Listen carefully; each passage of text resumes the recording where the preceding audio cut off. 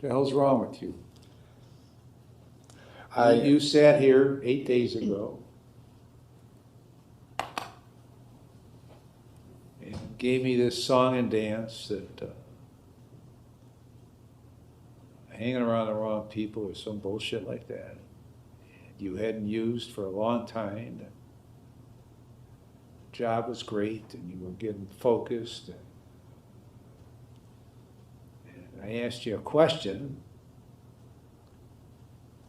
during the course of the plea if you'd used drugs or alcohol in the last 48 hours, and you told me no.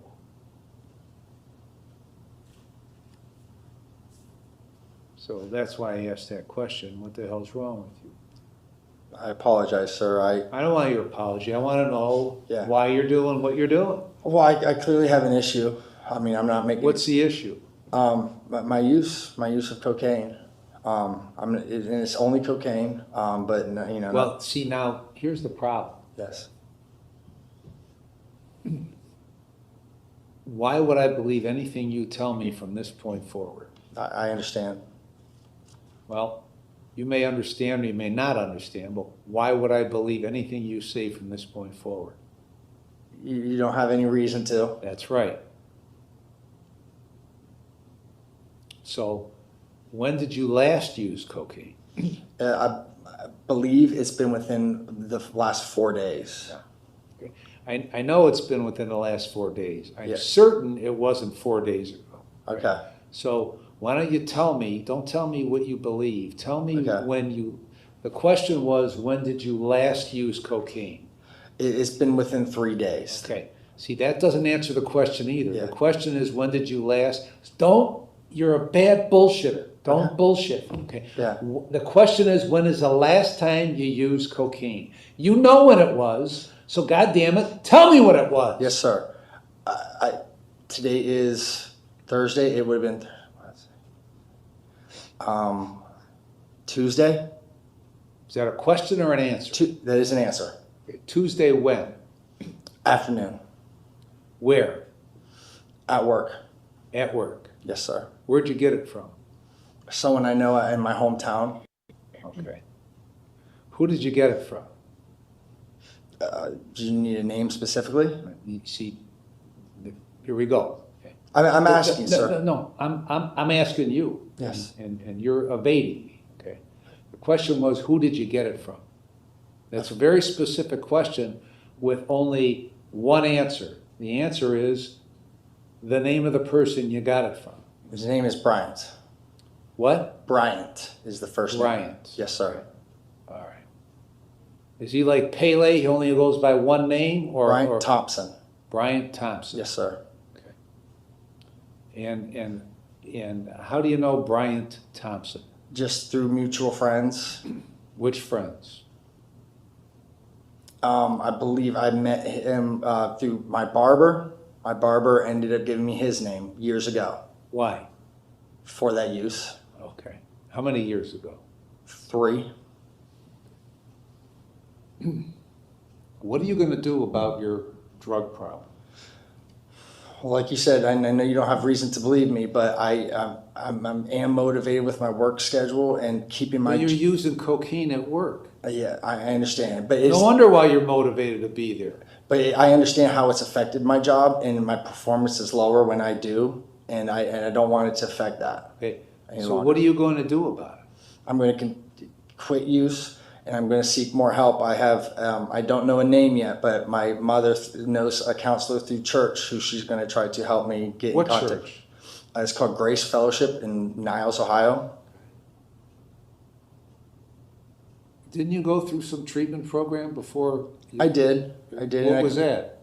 So that was through the Niles court, and to be honest, it was not very in depth. It wasn't super helpful, I don't think, for me. Why didn't you go to one that was more in depth and more helpful? I should have. I know. Why didn't you? Because you didn't want to. Okay, because you liked getting high, right? Yes, sir. This could be the fastest violation in a history of intervention. An all-time record. Who's your boss over there at Verizon?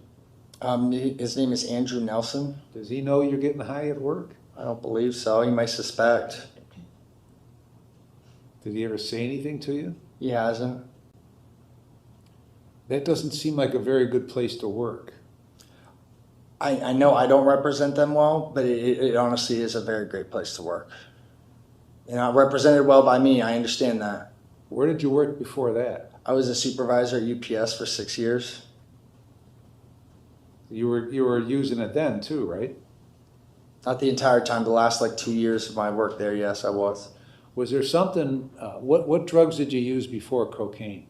Slight marijuana and drinking casually, just with on weekends, but nothing ever to the extent that I have when I started using cocaine.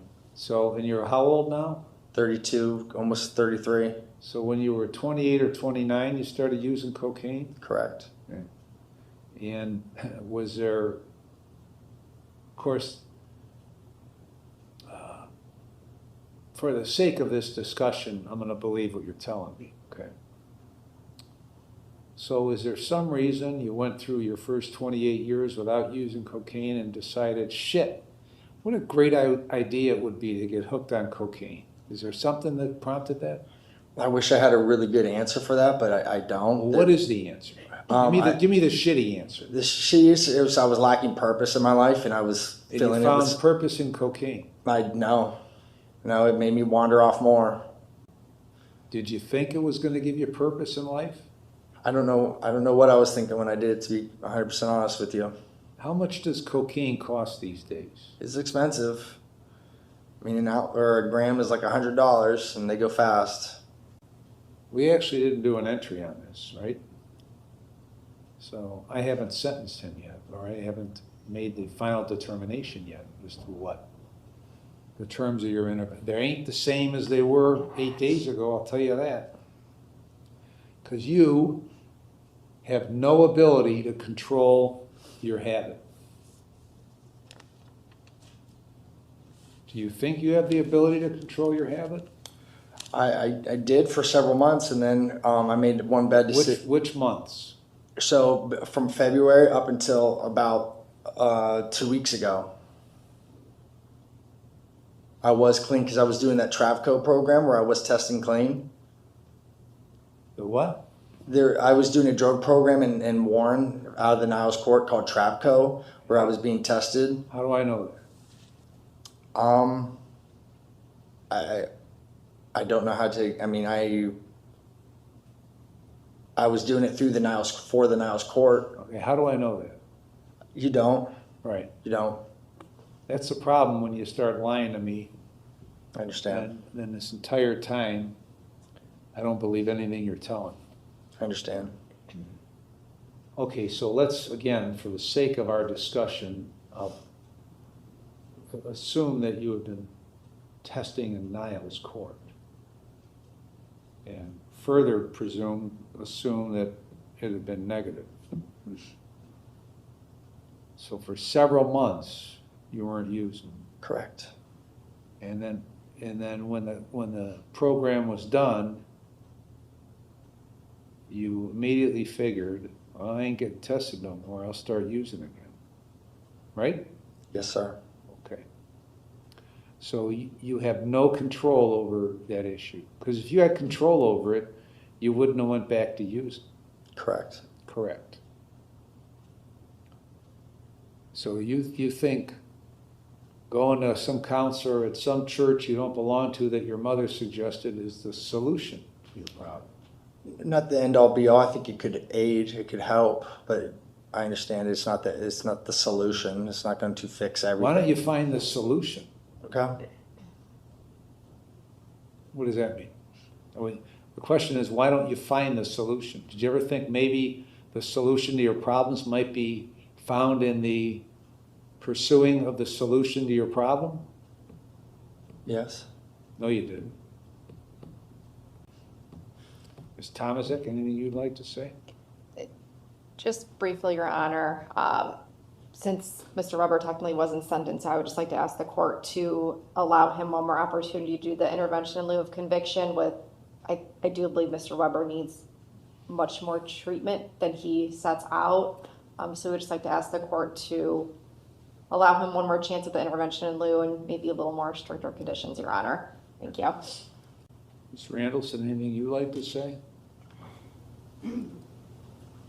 Well, I do want to say, Your Honor, that when Wesley interviewed with me, he was not high. So that's why it's so easy to tell that he was high previously and that he is high today. It's totally different in me. And although it might not be what Mr. Weber wants, I think that maybe the jail treatment program would be a good What in your telephone under what's the contact information you have for Bryant? I would have to pull out my phone in order to, you mean the actual number? No, just pull out. Tell me when you go to what's he under? Thompson? Correct. Okay.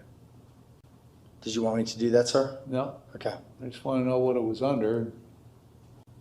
I mean, it probably wouldn't be a bad idea to delete it. I would do that right now if you want me to, sir.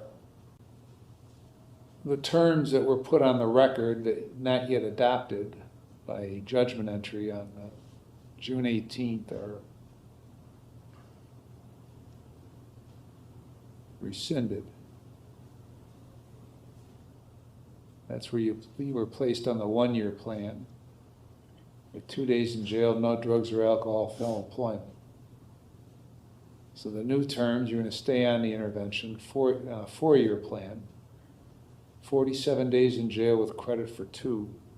The last 30 days, you're going to be in the jail treatment program and complete it, follow all recommendations.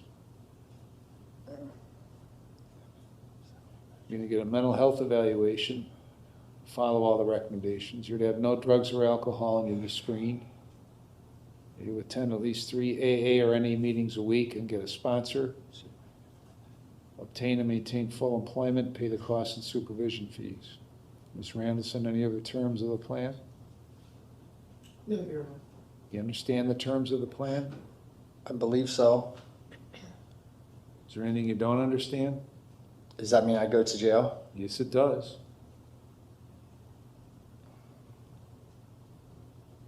Okay.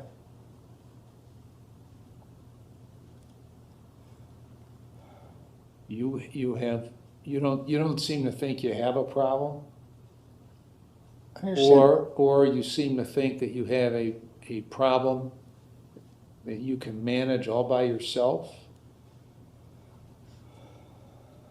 and you can't. You're not even close.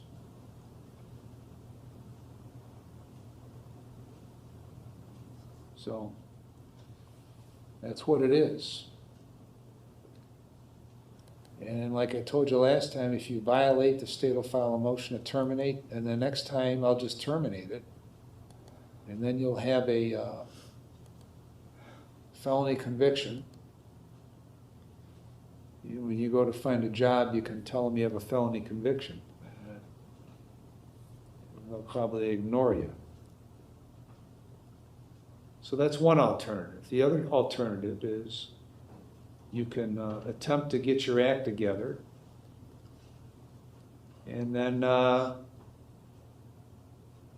you can find your purpose and not run in and out of courtrooms the rest of your life. Mr. Knopf, anything? Mr. Knopf, anything else? Just how many days jail was it? 35? 47. So Credit 2. Ms. Tomazik? No, Your Honor. Thank you. All right. Hey there, thanks for stopping in. We hope you will join us again. We all look forward to next time. We get to talk about true crime.